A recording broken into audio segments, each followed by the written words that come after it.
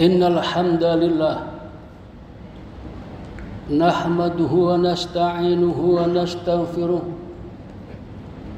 wa na'udzu billahi min shururi anfusina wa min sayyiati a'malina. May yahdihillahu fala mudilla lahu wa may yudlil fala hadiya lahu. Ashhadu an la ilaha illallah wahdahu la syarika lahu wa ashhadu anna Muhammadan abduhu wa rasuluh. Fa usalli wa usallimu ala Muhammad wa ala alihi wa ashabihi ajma'in. Amma ba'd. Fa ya ayyuhal muslimun, usikum wa nafsi bitaqwallah faqad fazal muttaqun. Qala Allah Ta'ala fi kitabihil karim, a'udzu billahi minasy syaithanir rajim.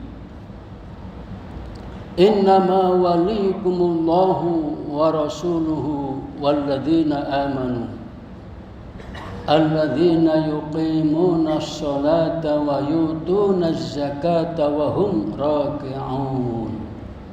Shadaqallahu adzim. Ma'asyiral muslimin, jamaah Jumat rahimakumullah. Tepatnya tanggal 14 Februari 2024, pemilihan presiden dan wakil presiden untuk periode 24-29 akan digelar. Para jamaah, orang yang akan kita pilih nanti itu adalah orang yang akan membawa negeri ini, membawa bangsa ini ke arah seperti yang mereka inginkan. Kalau kita salah memilih, akibatnya 5 tahun ke depan kita tidak tahu akan dibawa kemana. Karena itu para jamaah, kita harus hati-hati dan bersungguh-sungguh mencermati di antara calon-calon itu siapa yang lebih layak membawa negeri ini 5 tahun ke depan. Para jamaah, menjadi pemimpin itu tidak mudah, tidak gampang. Harus memiliki sejumlah perbekalan dan persiapan. Suatu ketika para jamaah, Abu Dzar Al-Ghifari minta kepada Nabi agar diberikan jabatan. Ya Rasulullah, ala tastamiluni, mbok iya panjenengan itu memberikan jabatan kepada saya. Para jamaah, apa jawaban Nabi? Sambil menepuk pundaknya Abu Dzar Al-Ghifari, Nabi mengatakan, ya Abu Dzar, innaka dhaif. Wahai Abu Dzar, panjenengan itu orangnya lemah,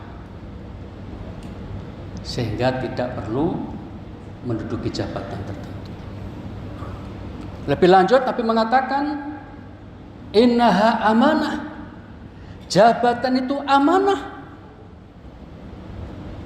Wa innaha yaumal qiyamati hizyun wa nadamah, dan jabatan yang berupa amanah itu besok pada hari kiamat hanya akan mendatangkan penyesalan dan kehinaan yang luar biasa. Kecuali jika amanah itu didapatkan dengan cara yang benar dan kemudian dilaksanakan dengan penuh tanggung jawab. Sabda Nabi dalam hadis sahih riwayat Muslim, Para jamaah, cerita ini menunjukkan betapa jabatan, terutama memimpin negeri yang besar di Indonesia ini tidak mudah. Perlu orang-orang hebat, perlu orang-orang yang luar biasa. Dalam Al-Quran surat Al-Ma'idah ayat 55, Allah mengisyaratkan tentang kriteria pemimpin yang ideal itu. Allah berfirman, innama waliyukumullahu wa rasuluhu walladzina amanu alladzina yuqimunas sholata wa yutunaz zakata wa hum raki'un. Pada ayat ini para jamaah ada isyarat 4 kriteria yang harus dimiliki seorang pemimpin yang ideal itu. Yang pertama adalah alladzina amanu. Pemimpin kita, terutama bangsa Indonesia yang mayoritas muslim ini, pemimpin kita harus orang yang beriman. Para jamaah di sini menggunakan kata-kata beriman, bukan sekedar beragama Islam. Kalau beragama Islam dengan mudah bisa ditunjukkan, ini agama saya di KTP, agama Islam. Tetapi beriman adalah mengandung tuntutan harus melaksanakan Islam dengan sebaik-baiknya. Karena itu para jamaah, dalam kriteria yang pertama beriman ini setidak-tidaknya ada 2 sifat yang harus dimilikinya. Yang pertama hafidh, yang kedua alim. Hafidh artinya pandai menjaga. Orang mukmin yang pantas jadi pemimpin adalah yang pandai menjaga, yang punya integritas, orangnya jujur dan amanah, bisa dipercaya. Pemimpin seperti inilah yang perlu kita pilih. Para jamaah, betapa pentingnya kejujuran, betapa pentingnya amanah yang dimiliki seorang pemimpin itu. Jabir bin Abdullah pernah mengatakan, al-amanatu tajlibur rizqa.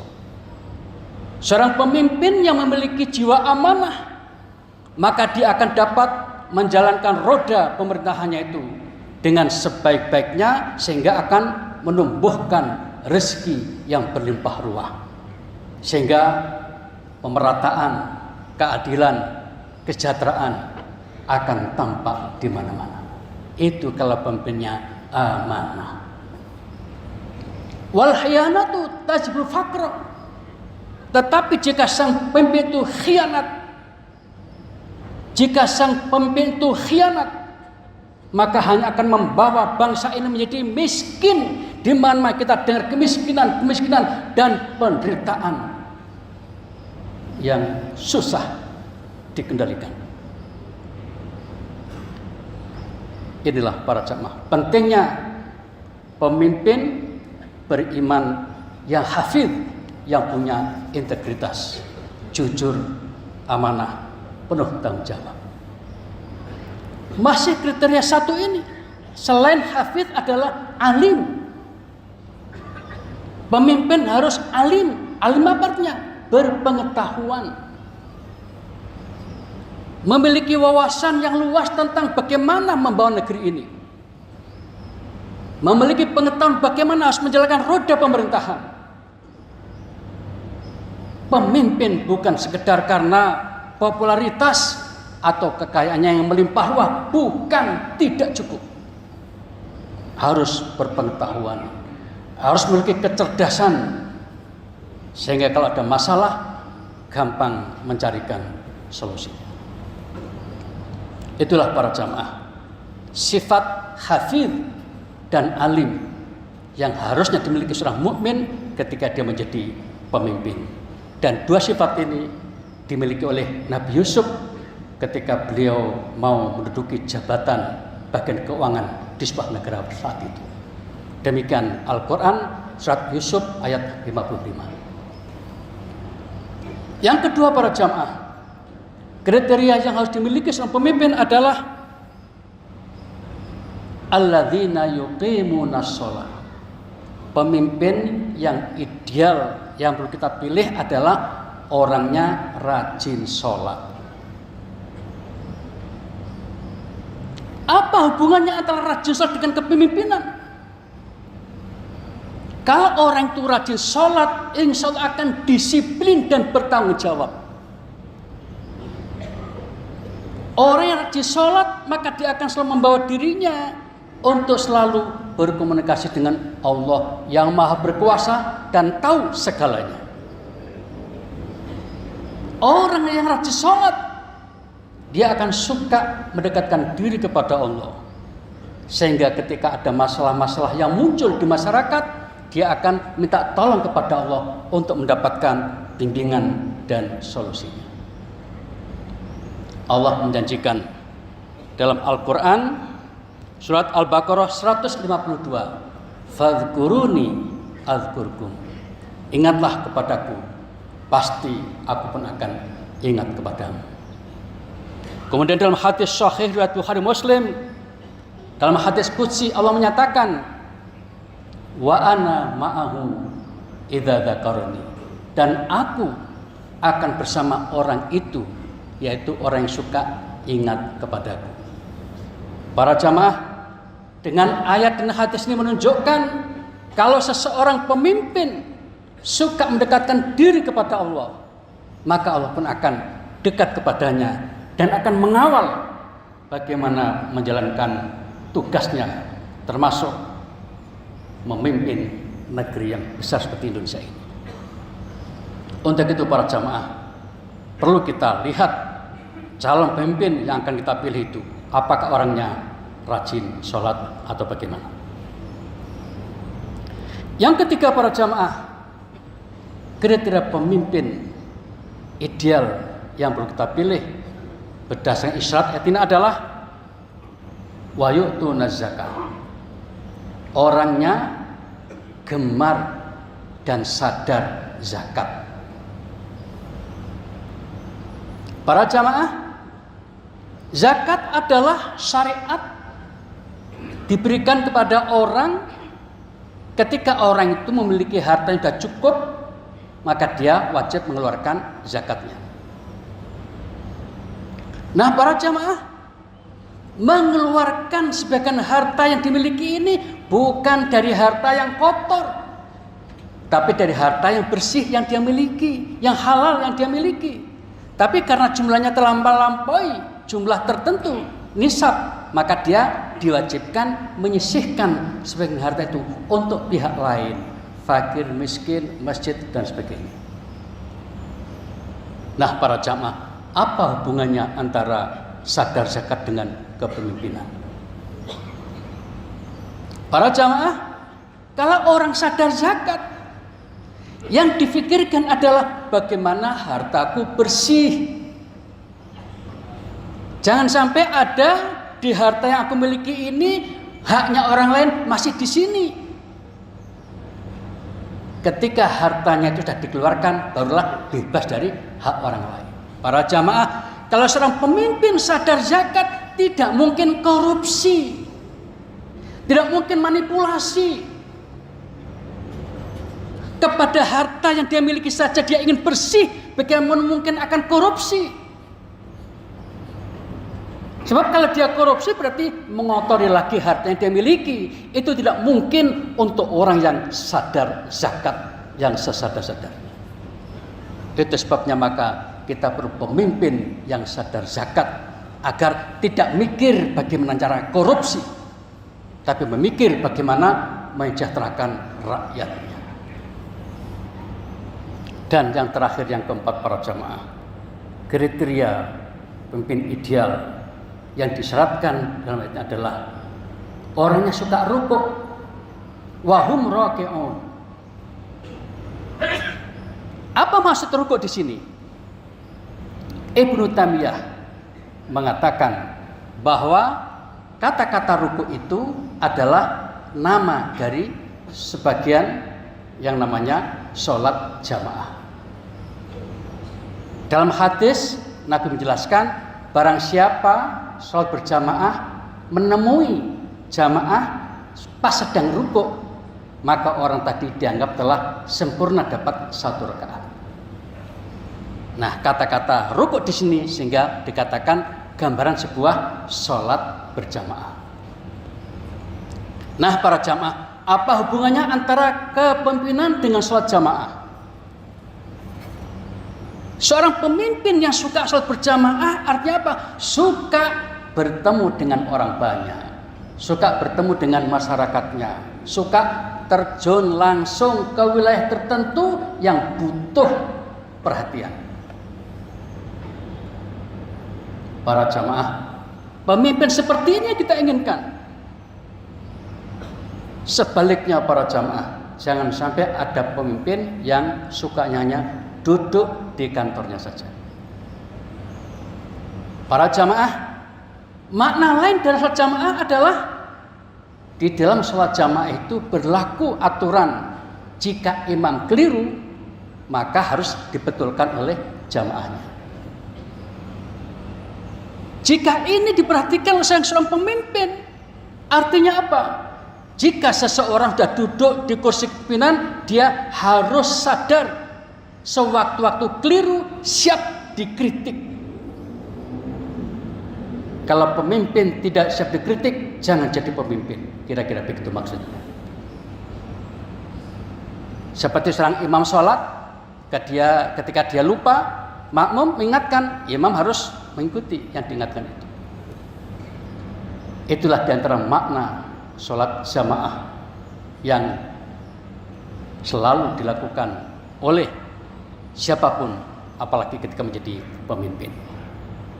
Nah, para jamaah, jika seorang pemimpin gemar sholat berjamaah, berarti pemimpin ini suka bertemu dengan masyarakatnya, suka bergaul, suka berdialog, dan mencari tahu apa persoalan yang timbul di masyarakat. Dan ketika tahu, kemudian sang pemimpin ini mencari jalan keluar untuk bagaimana mengatasi persoalan yang timbul. Para jamaah, kita bisa bayangkan, seandainya kita punya pemimpin yang punya 4 kriteria ini. 1, orangnya beriman, punya integritas, jujur, amanah, berpengetahuan luas tentang kepemimpinan, luar biasa. Yang kedua, orangnya gemar sholat, artinya suka berkomunikasi dengan Allah. Ketika ada masalah yang muncul, minta bimbingan dari Allah, dan Allah janji akan membimbingnya bagi orang yang suka ingatnya. Yang ketiga, sadar zakat, sehingga sang pemimpin ini ingin hartanya tetap bersih, tidak mau dikotori dengan harta yang diambil dengan cara yang salah, seperti korupsi, manipulasi, dan sebagainya. Itu akan dihindari. Dan yang keempat, suka sholat berjamaah, artinya dekat dengan masyarakat, sehingga ketika ada masalah di masyarakat timbul, dia akan segera mencarikan solusi. Demikian para jamaah yang dapat disampaikan dalam khutbah Jumat kali ini. Mudah-mudahan menginspirasi, dan semoga Allah memberikan bimbingan kepada kita, sehingga pada saatnya nanti kita dapat memilih pemimpin yang tepat untuk negeri ini. A'udzubillahi minasyaitonir rajim. Innama waliyukumullahu wa rasuluhu walladzina amanu alladzina yuqimuna as-salata wa yutuna az-zakata wa hum raki'un. Barakallahu li wa lakum fil Qur'anil Karim, wa nafa'ani wa iyyakum bima fihi minal ayati wa dhikril hakim, wa taqabbala minni wa minkum tilawatahu innahu wal ghafurur rahim. Wa qur rabbir warham wa anta khairur rahimin.